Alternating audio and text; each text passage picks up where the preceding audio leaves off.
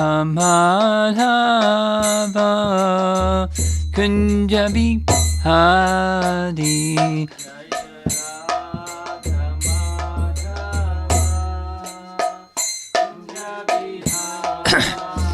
Jaya Radha Madhava Kunja Bihari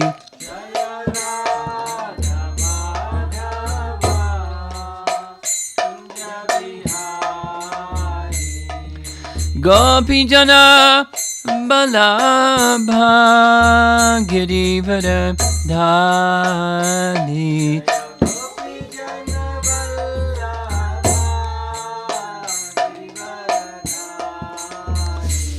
Gopijana Balabha Girivara Dhari Gopijana Balabha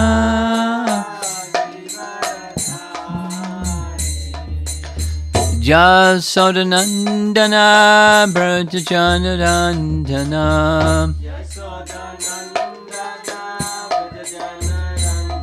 Jasodanandana Brajajanarandana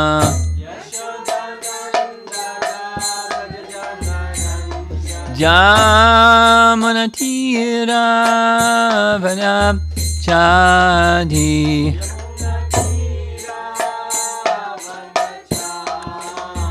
Jamuna Tira Vanam Chadi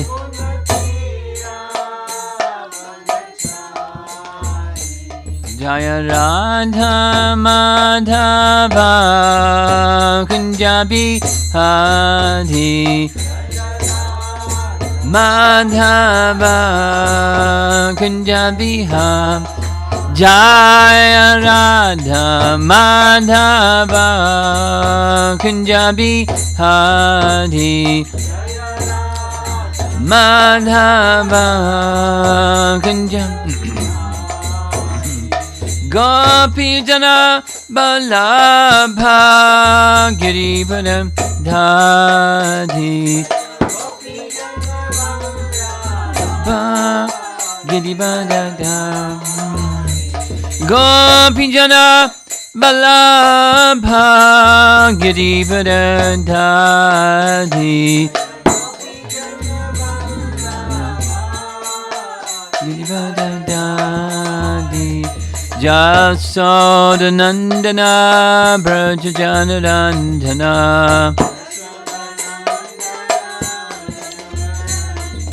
Jasodanandana Brajajanarandana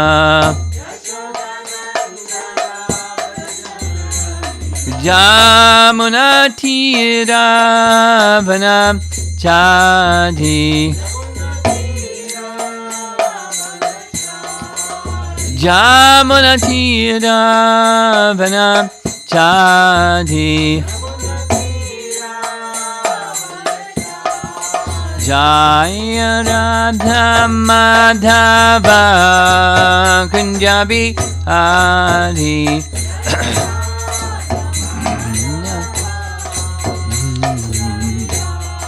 Jaya Radha Madhava Kunjabi Hadi Madhava Kunjabi Hadi Jayom Vishnupad Paramahansa Parivajagacharya Astatarasatasi Srimad His Divine Grace A.C. Bhaktivedanta Swami Srila Prabhupada Ki Gaur Premanandi.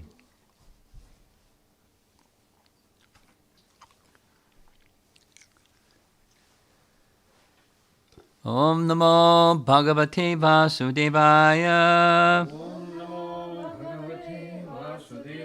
Om Namo Bhagavate Vasudevaya. Om Namo Bhagavate Vasudevaya.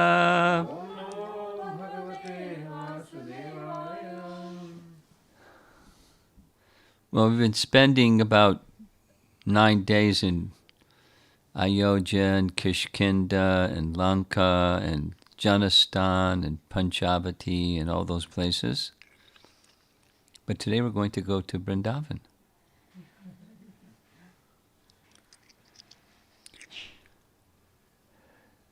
This evening we're reading from Canto 10, Chapter 12, text number 36-37. And this chapter is centered on the killing of the demon Aghasura. There were many things that came at the beginning part of this chapter. One of the, and its reference will be made in this evening's class. The first half of the chapter is the cowherd boys being cowherd boys. Verse after verse after verse after verse after verse of what the activities the cowherd boys would do every day. And there's different categories of Krishna's friends, and this particular category is the boys that just play with Krishna. Arjuna is Krishna's friend, and he doesn't play with Krishna. But the cowherd boys, and there's different categories of friendship that our acharyas describe. There are Sanskrit terms for them. But this is different. And the way that a very celebrated section of this chapter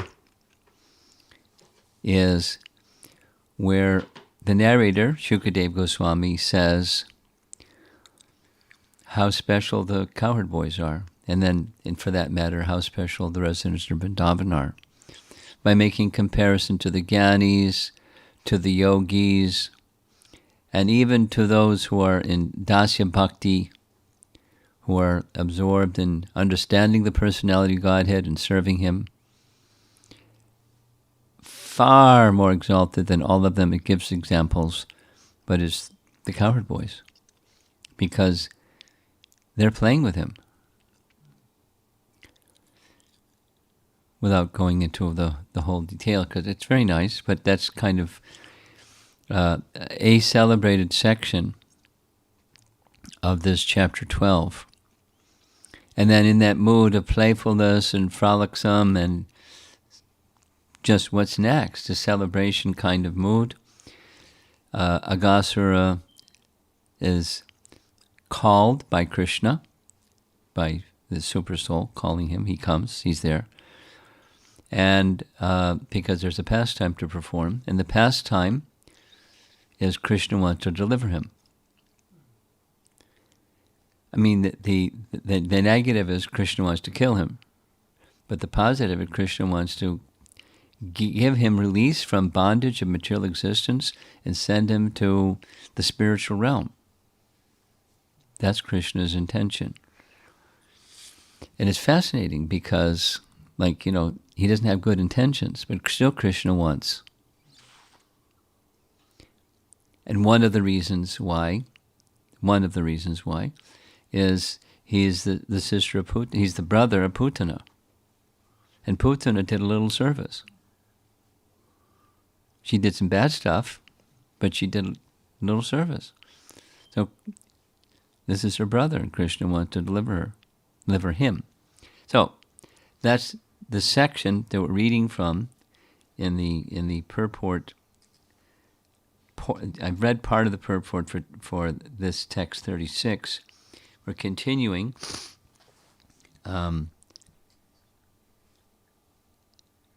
It's describing Krishna's kindness upon Kaliya, upon Putana. Even the wives of Kaliya say, I'll read what they say. O Lord, we do not know how the serpent Kaliya has attained this great opportunity of being touched by the dust of your lotus feet.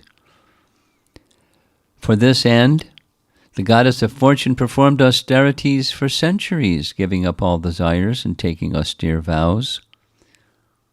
That's a verse from chapter 16. Thus Kaliya received special mercy, for Krishna used each one of Kaliya's heads as a dancing stage. Krishna also accepted worship and prayers from Kaliya, issued him personal orders, and granted him the island of Ramanaka, where he could live free from fear of his archenemy Garuda. Indeed, by leaving the mark of the Sudarshan disc on Kaliya's heads, Krishna arranged for Kaliya to gain Garuda's friendship and respect. So after Kaliya and Kaliya's wives comes Putana, and then comes Aghasura. Krishna allowed Putana to enter Gokula respectably, appearing among the cowherds dressed as a first-class lady. At the beginning of Shukadeva Goswami's description of Putana's encounter with Krishna, we are told, Chapter 6, My dear king, wherever people in any position perform their occupational duties of devotional service by chanting and hearing, there cannot be any danger from bad elements. Therefore, there was no need for anxiety about Gokula while the Supreme Personality of Godhead was personally present. In other words, the witch, Putana, posed no threat to the inhabitants of Gokula. Krishna allowed her to enter, simply to give her his mercy. Krishna placed his lotus feet, the object of Lord Brahma's meditation, on Putana's lap, and allowed her to caress him. By this, Yashoda and Rohini were greatly astonished. Oh, Putana Rakshasi's heart was fierce and cruel, but she looked like a very affectionate mother. Thus she resembled a sword in a sheath. Although seeing her within the room, Yashoda and Rohini, overwhelmed by her beauty, did not stop her, but remained silent because she treated the child like a mother. That was her little service. So now we're continuing. Thanks to having the opportunity to treat Krishna as her infant, Putana became his mother eternally, as several authorities in Srimad Bhagavatam affirm. According to Shukadeva Goswami, in chapter 6, that same chapter, Putana was always hankering for the blood of human children. Yuck. And with that desire, she came to kill Krishna. But because she offered her breast to the Lord, she attained the greatest achievement. Similarly, Lord Brahma said to Lord Krishna, chapter 14, You have already arranged to give yourself to Putana and her family members in exchange for her disguising herself as a devotee. And then again, Uddhava said, chapter 2 of Canto 3, Alas, how shall I take shelter of one more merciful than he who granted the position of mother to a she-demon, Putana, although she was unfaithful and she had prepared deadly poison to be sucked from her breast. Even Putana's dead body, restored to the horrible form of a witch, was sanctified as Krishna's playground. Quote, Without fear, the child Krishna was playing on the upper portion of Putana Rakshasi's breast, and when the gopis saw the child's wonderful activities, they immediately came forward with great jubilation and picked him up. And when her corpse was being burned, it gave off a fragrance like precious aguru, which spread in all directions. Same chapter 6. Because of Krishna's having sucked the breast of Rakshasi Putana, when Krishna killed her, she was immediately freed from all material contamination. her sinful reactions automatically vanished. And therefore, when her gigantic body was being burned, the smoke emanating from her body was fragrant, like aguru incense. That's not what flesh burning smells like, usually.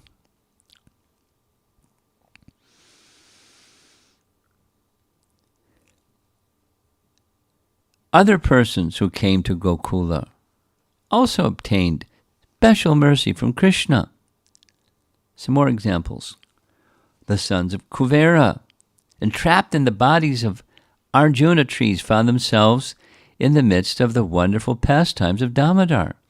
Krishna released these two sons from Narada's curse, listened to their prayers, and bestowed upon them prema bhakti. And now comes Aghasura was graced by Krishna's entrance into Aghasura's huge mouth, along with the cowherd boys and calves. And Aghasura obtained liberation from Krishna in a way that astounded the whole world. His dead body served as an attraction in Vraja. Quote, "Oh, King Parikshit, when the Python-shaped body of Aghasura dried up into merely a big skin, it became a wonderful place for the inhabitants of Vrindavan to visit, and it remained so for a long, long time." That was text 36. So now we're going on to text 37. Translation. The incident of Krishna saving himself and his associate from death and of giving deliverance to Aghasura, who had assumed the form of a python, took place when, how old was Krishna? 5 years old. You're looking at your translation there on your screen. It was disclosed in Brajabhumi after 1 year. So that's the mystery. As if it had taken place on that very day. So this sentence leads into chapter 13. Because chapter 13 is what happened during that 1 year. Okay, so purport. This is Srila Prabhupada writing. The word mokshanam means liberation. For the associates of Krishna and for Krishna himself, there's no question about liberation. They are already liberated, being in the spiritual world. In the material world, there are birth, death, old age, and disease. But in the spiritual world, there are no such things, because everything is eternal. As for the python, however, by the association of Krishna and his devotees, Aghasura also achieved the same facility of eternal life. Therefore, as indicated here by the word atmahi mokshanam, if the python Aghasura could receive eternal association with the Supreme Personality of Godhead, what is to be said of those who are already associates of the Lord? So here's that celebrated verse in this chapter 12. Sakam vrajaru krita punya punja. Here is proof that God is good for everyone. Even when he kills someone, the one who is killed attains liberation. What then is to be said of those who are already in the association of the Lord? And we're going to read from commentaries now, starting with Vishwanath Chakravarti Thakur writes, "There was another astonishing event which you should hear about." Shukadev to Parikshit. Though Krishna performed the pastime when he was 5 years old, Kaumarajam, the cowherd boys reported the incident when they were 6 years old, Pauganda, as if the incident, being freed from the mouth of the serpent, happened that day. And Jiva Goswami writes, Though the boys saw the liberation of the soul from Agha during Krishna's Kumara period, they spoke about it in Vraja at the beginning of Krishna's Poganda period with great astonishment. The ending K, K-E, on Poganda, so it's Poganda K, indicates that the Poganda age of Krishna had just begun. The word cha indicates, quote, the liberation of the snake and the celebration of the devatas.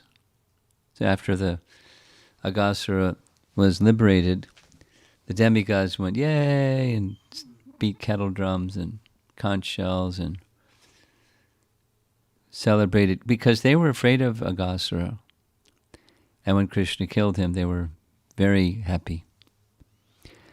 Seeing the event of killing the snake, which occurred during Krishna's Kumara period, the astonished boys spoke to the people of Vraja about the snake's death a year later, during the beginning of Krishna's Poganda age. Another meaning is that the boys had many questions about the event of the Kumara period, and visualizing it, spoke about the puzzlement for a year among themselves as if it were in the present. What did they see? They pointed out to each other that the Atma was liberated from the snake. Atma hi mokshanam, when it died, since they were not aware of Krishna's powers as the Lord.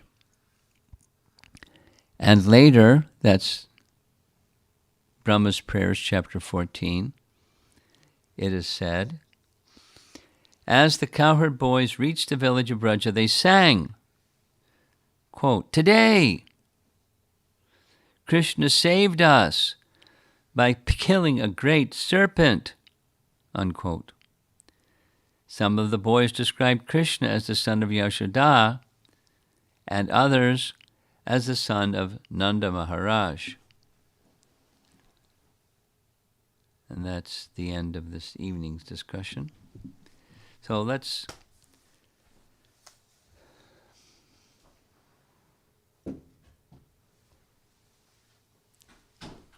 Krishna possesses inconceivable powers. Say it positively and negatively. Jiva Goswami writes, without understanding that the source of everything has unlimited and inconceivable powers, there's no question of understanding God. Saying it positively, when one accepts that the absolute truth, the source of everything, has unlimited and inconceivable powers, then it's very easy to understand God. So, that is, he can do anything, or stated negatively, there's nothing that he cannot do.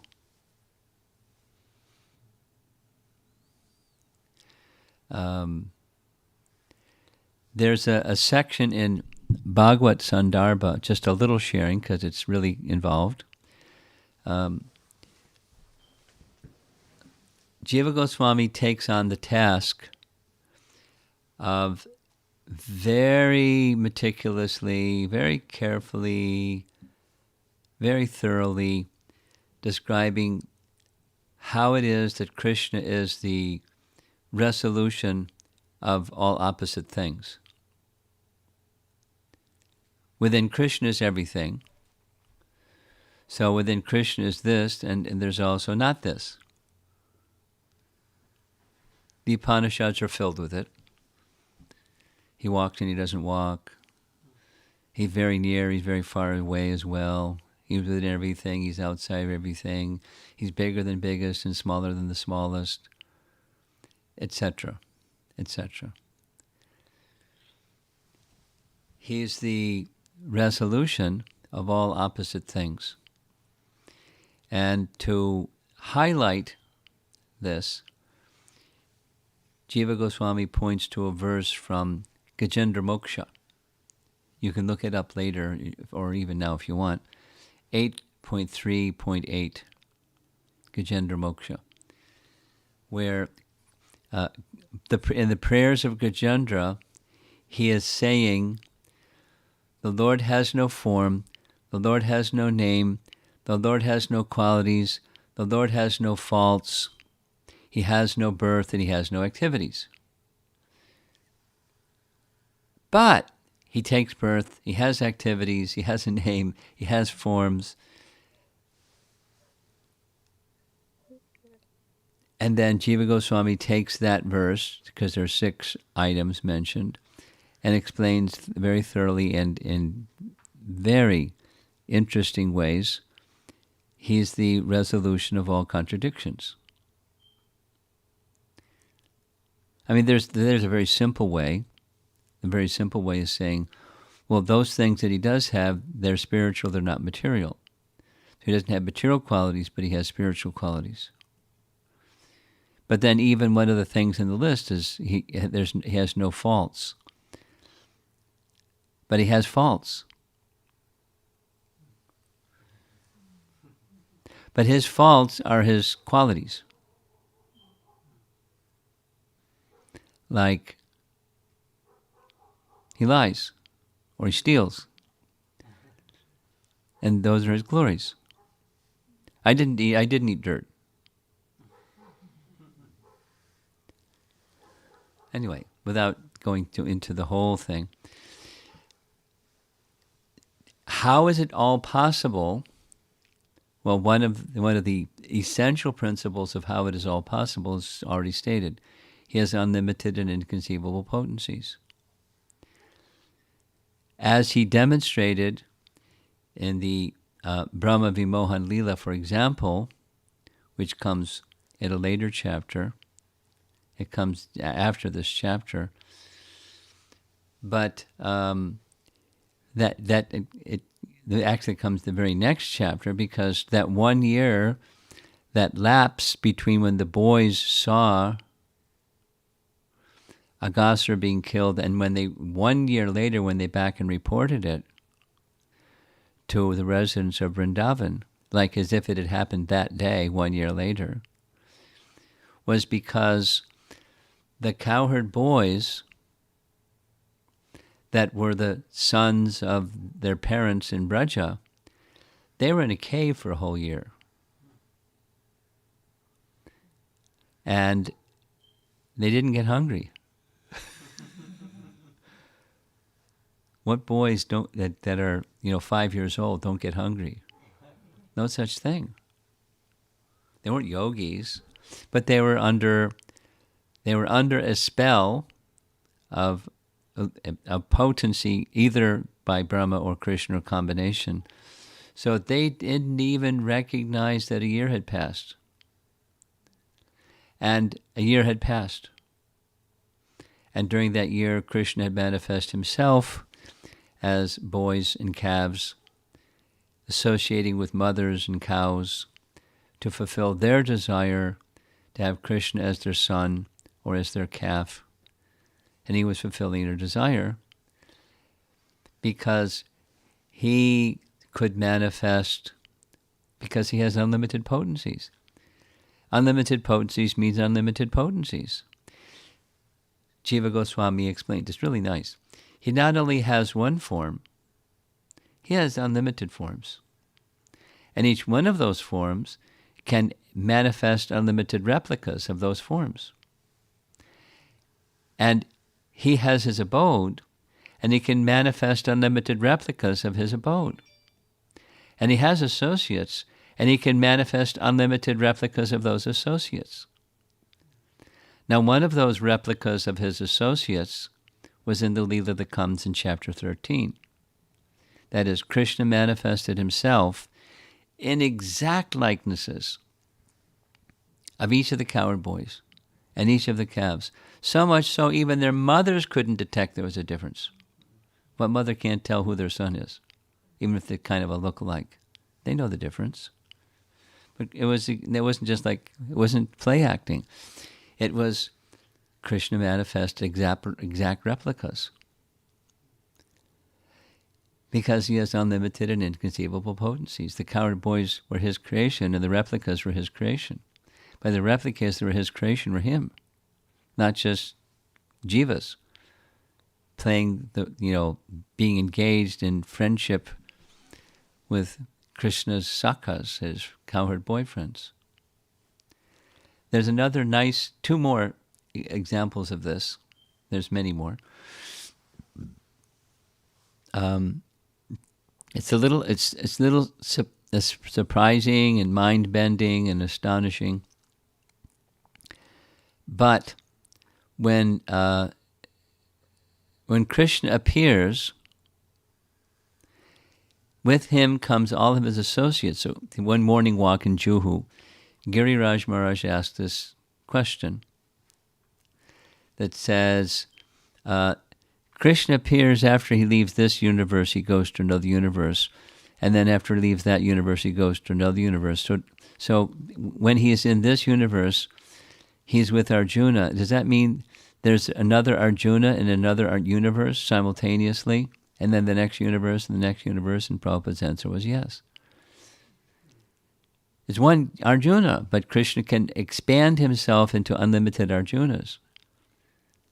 It's kind of mind-blowing. He's Arjuna. He's not multiple Arjunas. He's one Arjuna. I mean, Super Soul can expand himself to unlimited, and he's one Super Soul. And Krishna can expand his associates unlimitedly because his potencies are unlimited. It's mind-blowing. And Jiva Goswami takes the topic further.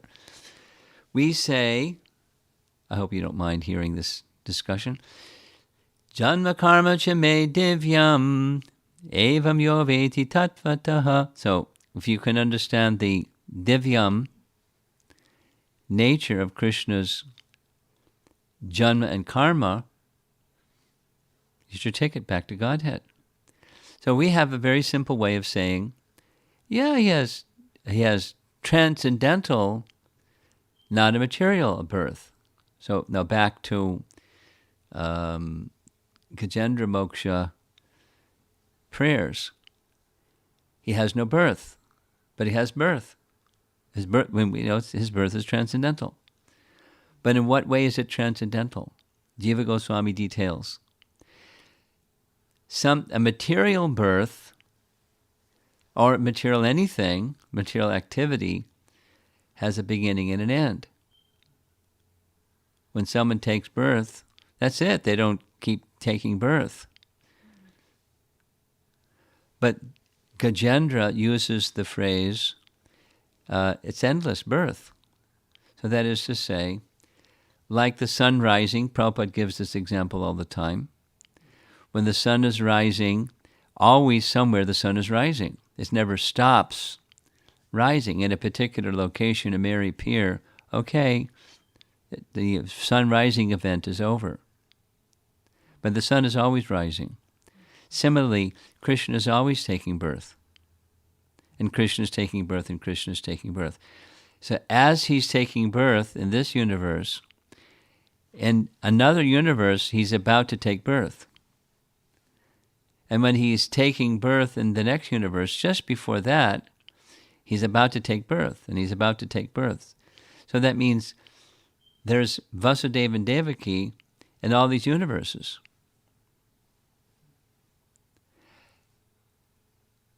Because his birth is not a material birth. That's what's divyam about it. He's always taking birth. He's not only taking birth in a transcendental way, he's always taking birth. But he has no birth. In the sense that birth is an activity that has a beginning and an end. Or any activity, like, coming to visit your home. There's a beginning, and there's an in-between, and there's the end. Or brushing your teeth. You brush your teeth, and you don't all day long brush your teeth. It has a beginning and an end. So Krishna's birth is continually taking place in this world, in this some universe. There's no end to Krishna's taking birth in some universe. He's always taking birth. We can't do that. And that's part of Krishna's unlimited potencies. And if one doesn't accept that Krishna has unlimited potencies, it's mumbo jumbo. And if Krishna has unlimited potencies, he can do anything. Or say it negatively, there's nothing he cannot do. There's more to that topic, but this situation that we're discussing right now is a whole year past when the cowherd boys had amnesia. And in the next year, they didn't remember that they had amnesia because they were in a cave. Not only with amnesia, and the acharyas describe they even grew a year's, because a boy that's 5 and a boy that's 6, there's some growth. So the parents saw there's a difference from 5 years to the 6th year, but they were seeing Krishna for that 1 year, and their sons were off in a cave. Then when they came back from being in the cave, Krishna brought them by his mystic power.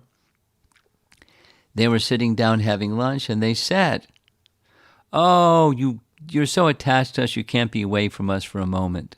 Sit down and have lunch." They had no sense of passage of time. Or say it the other way.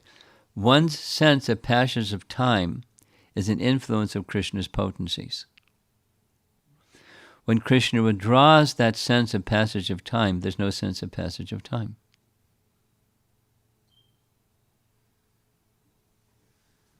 That's what happens at cosmic annihilation.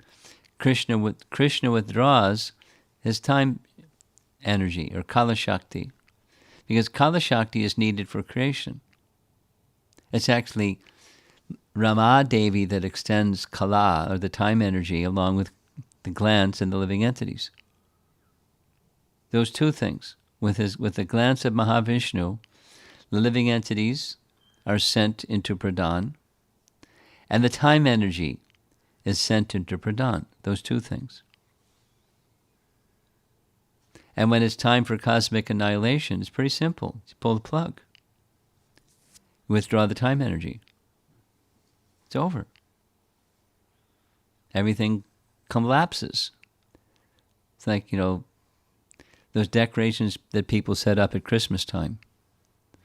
There's a snowman or Santa Claus or something, and they pump it up at night, and there he is, and then in the morning he's just collapsed on the ground. And then at night, so the time energy gives apparent life to dull matter and the living entity, those two. And when when he withdraws the time energy, no activity, no creation. The energy is there, Prakriti is there, but it's not moving. It's non-moving. It's motionless.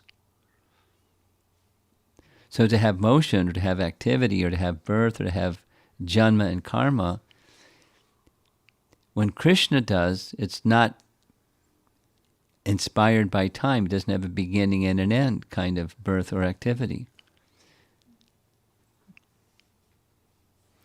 So 1 year passed by Krishna's arrangement. Nobody recognized, hey, that's not my son. Who's that? Rather, they were just charmed with the fact that they had love for Krishna, love for their son, like they previously had for Krishna. They had more love for Krishna than for their own son, which is not worldly either. So they were completely fulfilled, satisfied by Krishna's unlimited and inconceivable potencies, Achintya Shakti. And then the pastime continues from there. They go back to Braja and say, hey, guess what happened today? As if it happened that same day. But it was 1 year later. It's a mystery.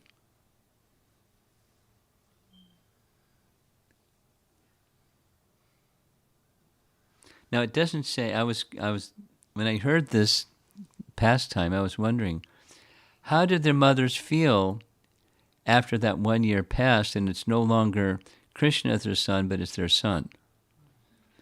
Do they feel, wait a minute, I'm not feeling as happy as I was this past year? Doesn't say. But a direct relationship with Krishna is very special, that's for sure. So let's see if we have some discussion on this topic. And we're going to have to get used to get back to, instead of being with the Chinese devotees and they have 500 questions, we just a small gathering here. So our host and hostess, you get the microphone opportunity first. If there's anything you'd like to discuss, please do so. Its advantage, it gives time for the online people to ask whatever they want to. Thank you, Maharaj, for the nice class. I have one question about, you were talking about potencies, unlimited potencies of Krishna. So, by his potency, we forget him. Why what? By his potencies, we forget who Krishna is. We forget our relationship with him. Why do we forget our relationship with him? With Krishna, by Krishna's will, by his unlimited power. Why we forget our relationship with Why Krishna? do we forget our relationship with Krishna? Because of Krishna's, like Maya Shakti. Yeah. We forget our relationship with Krishna because we wanted to. And he reciprocates with our wanting, our free will. Well, it's, specifically, it's not like we wanted to forget Krishna. We wanted to be enjoyers.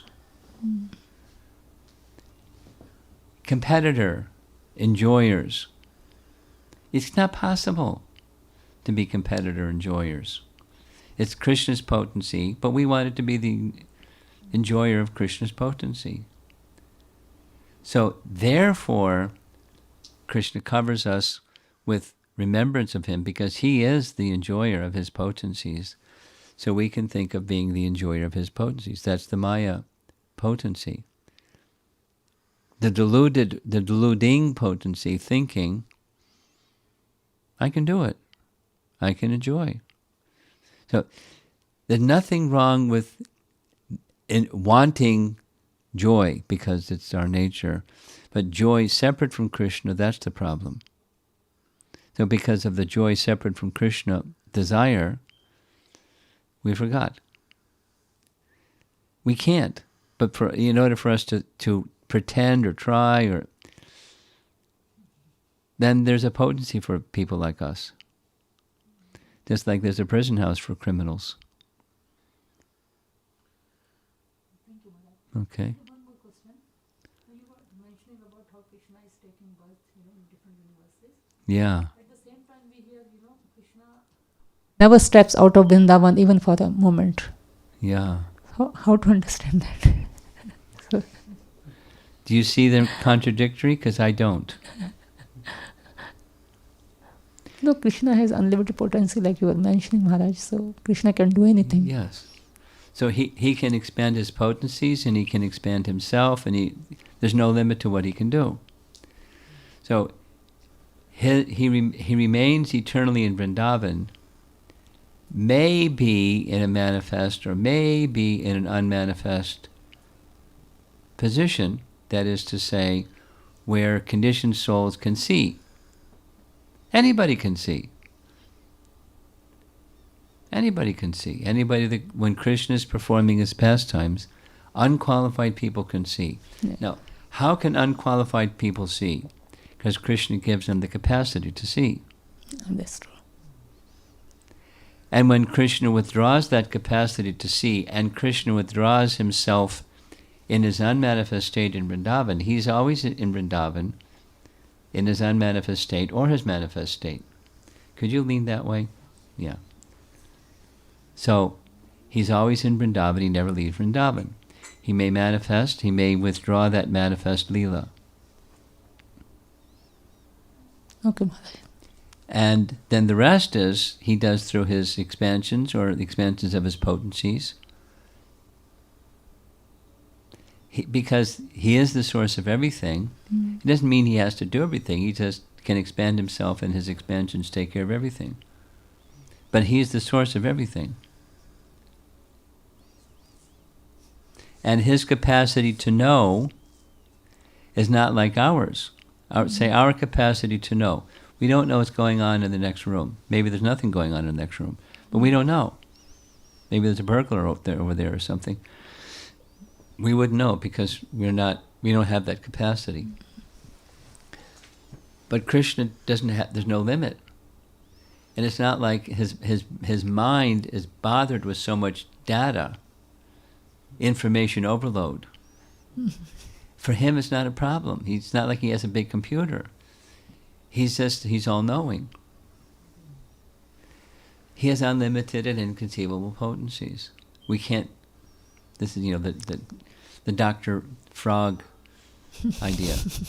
How great is the well? How great is the ocean? How much is the capacity of Krishna to be unlimitedly powerful? Is it this much? Is it that much? No, much more. How much more? Unlimited. So, through the agencies of his expansions and his potencies, effortless. Because I've been spending time with Ramayana, I'm thinking of Ramchandra saying the same thing. When Vibhishan comes, and there's this hubbub about, should he be accepted or not? And they're very mistrustful. And he says, I accept him. And Sugriva is still like, wait a minute. Maybe he's a traitor. He left his brother, then maybe he'll leave us. And then Ramchandra says, I know that your love for me is you don't want me to be at any risk, but please understand, I could destroy the entire Lanka in a flash.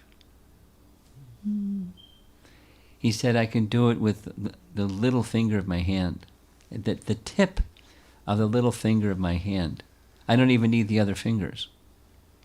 I can destroy Ravana and the entire Rakshasa army and all of Lanka with the tip of the finger of my hand, one hand. So his potencies are unlimited. He's engaged in pastimes, but he's letting them know it's just so you guys have some service. And so there's some loving exchange and some chivalry and all these different rasas going on. So we have a nice time. But that's so that it's just pastime. But there's unlimited potency within the personality of Godhead. So we can't do extraordinary things. Maybe there's somebody that can do something extraordinary. Maybe a magician can juggle things, or somebody can walk on a tightrope, or they can put their head inside a tiger, or a yogi can, fly in the air or something. Some little power. But Krishna's power is without limit. There's no limit. Now, we don't just make up things about what he can do and does.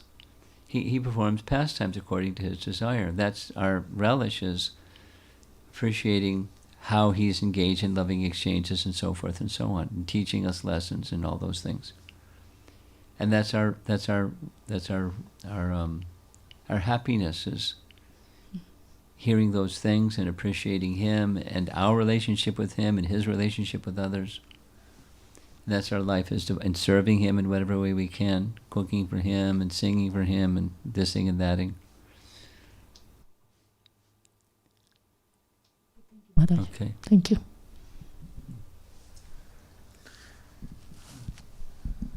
Yeah, Hare Krishna Maharaj. Hare Krishna. Maharaj, just like Prabhupada made very clear before that we had a confusion. We used to hear Devta, Ishwar, Bhagwan, everything. And Prabhupada made it very clear, Bhagwan is only one. Other are Devtas. Okay. So same way, when I was small in 3rd grade maybe, there was a story about Buddha. About Buddha. And then, the story was that father wanted to keep him isolated because the astrologer told him that either he will be a very great king or either he will be a great Sadhu. sannyasi, Yeah. or like that. So the king never wanted the son to be sannyasi, so he wanted to keep him isolated. Isolated, right? But when he was going one day, then he Yes. saw a Yes, old yes, man, then he yes, saw yes, a dead yes, body, this yes. thing, and then he got away from his wife and went for sannyas or tapasya he did. And after that we used to hear that he got enlightenment, he got gyan. That was a small story in 3rd grade or like that. Uh-huh. So then I asked my sister that what is that? He got gyan? What gyan he got? And she was just 2-3 years older than me. So she said, yeah, they at that time they see a great light, and after that then they see God, and then they don't want to see anything else. Her. That was the story. But then I hear the word moksha, then liberation, then enlightenment, and then in our Krishna consciousness we heard that we don't want anything, we just want to serve Krishna still. Otherwise the other people, they say that we merge into, when we get moksha, we merge into the light and this and that. So what is the difference between all this moksha, liberation? And I heard many times Prabhupada at the one airport, there was a documentary I was seeing that devotees were there and they were welcoming Prabhupada, and Prabhupada was very happy and he said, you all got liberated today. So the question is that what is the difference between, just like Prabhupada made it very clear, that what is Bhagwan and what is Devata and these things. So what is the difference between this moksha, liberation, or enlightenment? I'll say it, but I'll also point 2 places where you can read it. Okay? And your wife will take note because she is very careful in noting details. There's a purport of Bhagavad Gita chapter 6, and you can look up the exact text, but I think it's 19 through 23 or something like that, where Krishna is describing samadhi. It's in the Dhyan Yoga chapter 6, Dhyan Yoga meditation, and the stage of samadhi, where the mind is in trance. And Prabhupada explains in detail, there's the stage of moksha, where one is in trance. But that moksha can be thought of in a limited way as nirvana. Yes. Nirvana in Sanskrit is translated as cessation of material activity. Nirvana literally means not in the woods, but nirvana, cessation of material activity. So when you stop material activity, that's nirvana. And Prabhupada explains, Chaitanya Mahaprabhu taught in the first 2 lines of Shikshastika 1, nirvana. Chaitadarpana marjanam bhava mahadavagni nirvapanam. You're familiar, right? Yes? Yes. Okay. So that's nirvana. Bhava mahadavagni nirvapanam. Finished. The miseries of material existence finished. But it doesn't stop there. What happens after that? So this is your question. After that is, what do you do?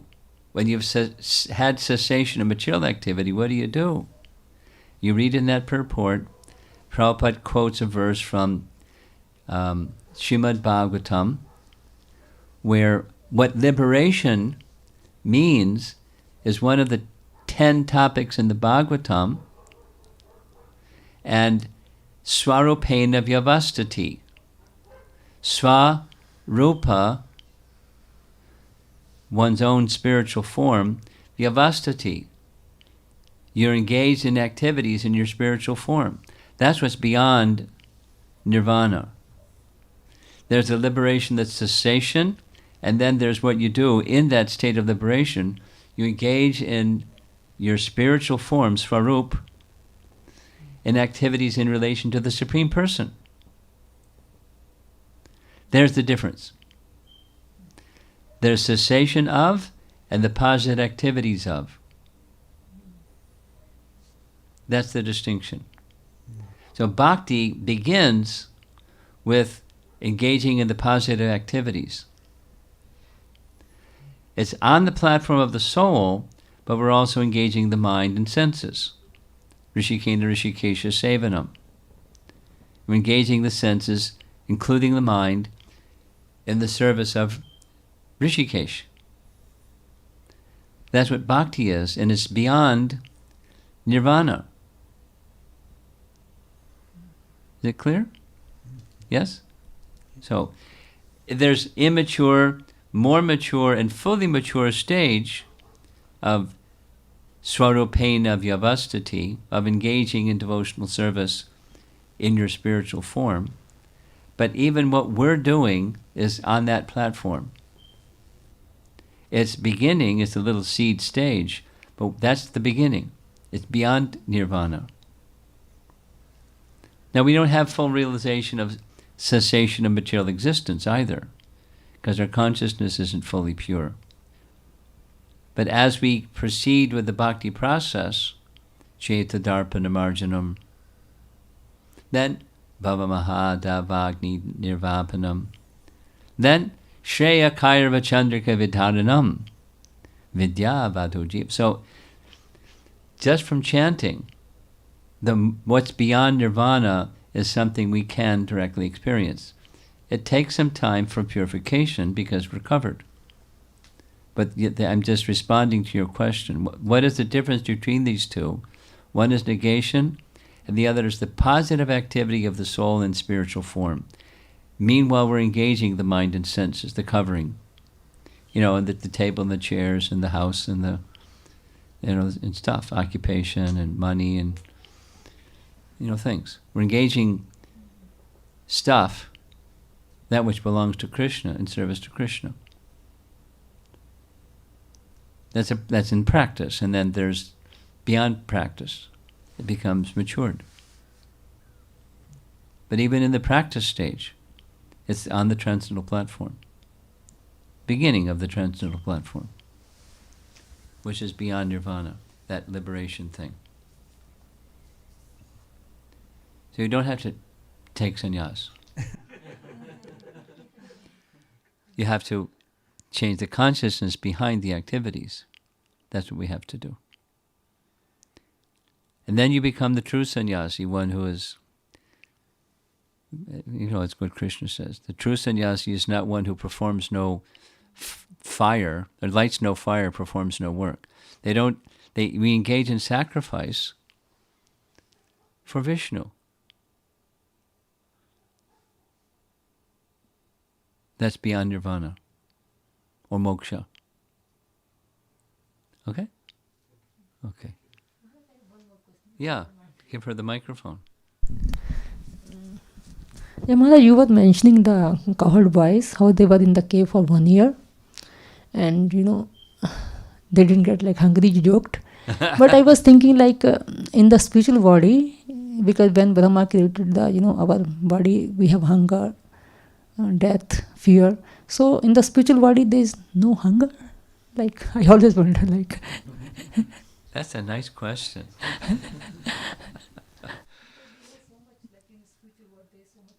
And there's so much variety is there. Well, that's a nice question. And the answer to that question is, it's not hunger like you and I know hunger. They're emotion. It's not emotion like you and I know emotion,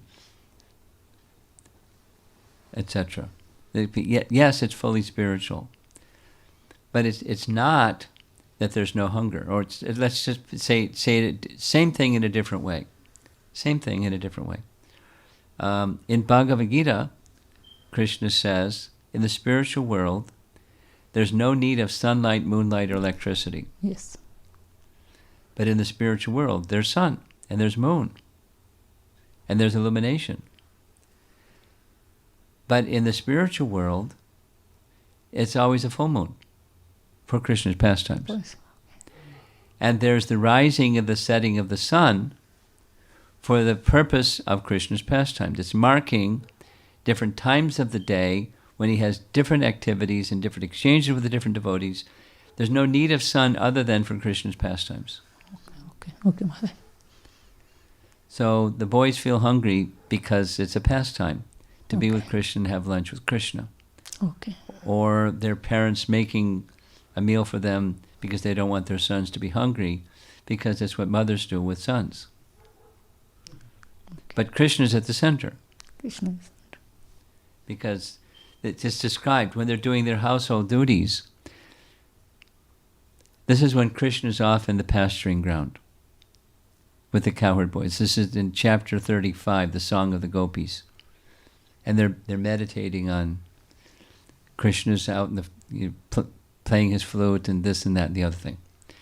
So the elder gopis, they're feeling separation from Krishna. He's not physically, or his form is out in the pasturing ground, but he's in their mind fully, and they're doing their household duties, and their mind is fully on doing their duties for Krishna. Although they have their own children, they have their own husband, they're doing their duties for Krishna because he's the center of their affection. So they have feelings for doing their duties. They have no need to do duties. They're perfected souls, but they have feelings. Okay. And so like that, there's the sun, but there's no need for sun. Okay. There's no need for duties, but there's duties. There's no need for eating, but they're eating.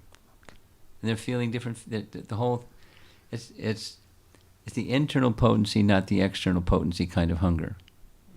It's pastime hunger. Thank you so much, Maharaj. Thank you.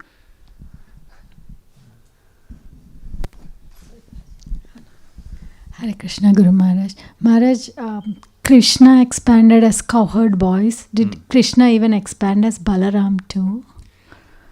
Interesting question. That particular day, Balaram didn't go out with the cowherd boys.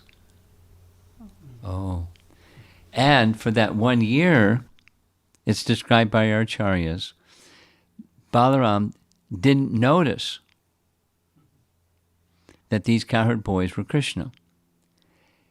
And then the beginning of the next chapter, when they're already now at 6 years of age, very slowly, Balaram starts to figure it out. Wait a minute. And then Krishna clues him in. So for that 1 year, by Krishna's arrangement, he was under the influence of Yogamaya, so that he didn't know, although he's all-knowing, like Krishna. By Yogamaya potency to assist the pastime. So Krishna didn't expand as Balaram also, no. Balaram was Balaram.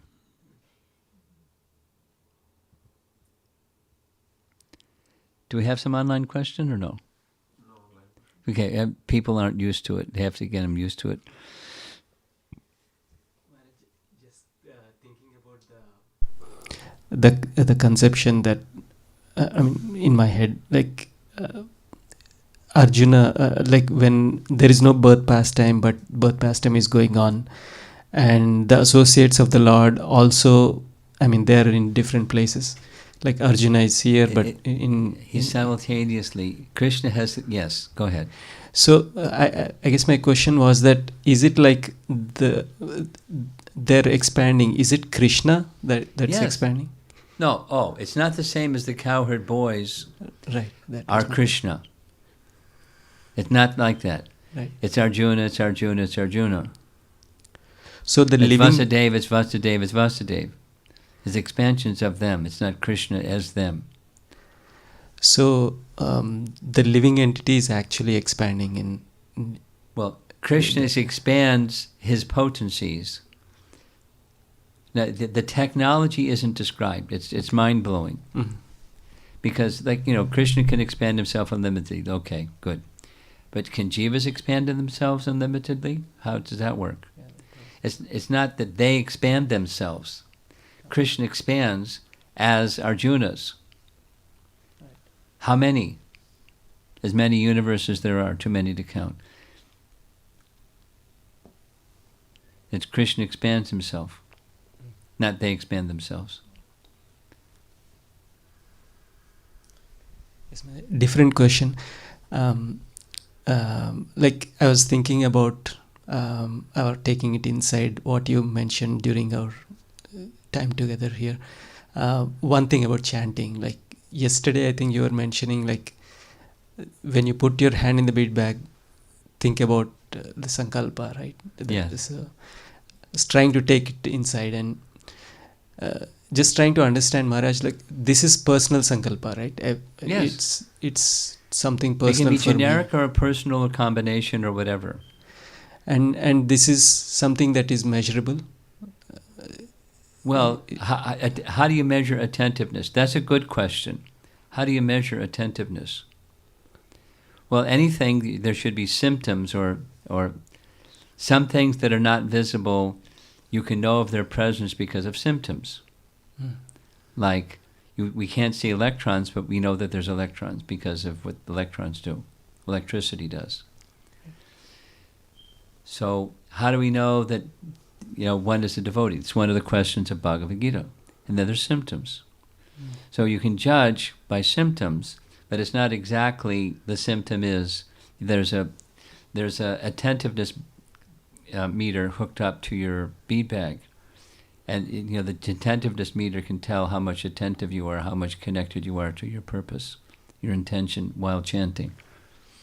But it can be understood by symptoms, the symptoms of Krishna consciousness. So you can look in Bhagavad Gita and see what the symptoms are. Measurable, because that was your question. Right. The measurable part is important. But how do you measure attentiveness? How do you measure intention? Right. By symptoms. And symptoms are not the immediate attentiveness symptoms. It's the behavior, consciousness. How do you walk? How does he walk? How does he sit? Etc. External. Yes, That's ma'am. measurable. The other's not measurable. And this intention or the sankalpa is, it can keep changing, right? It can, today I can have this sankalpa. It can be dynamic. It is dynamic, right? Yes. Okay. Yes. We're done? Yes. Okay, Prabhupada ki Jai.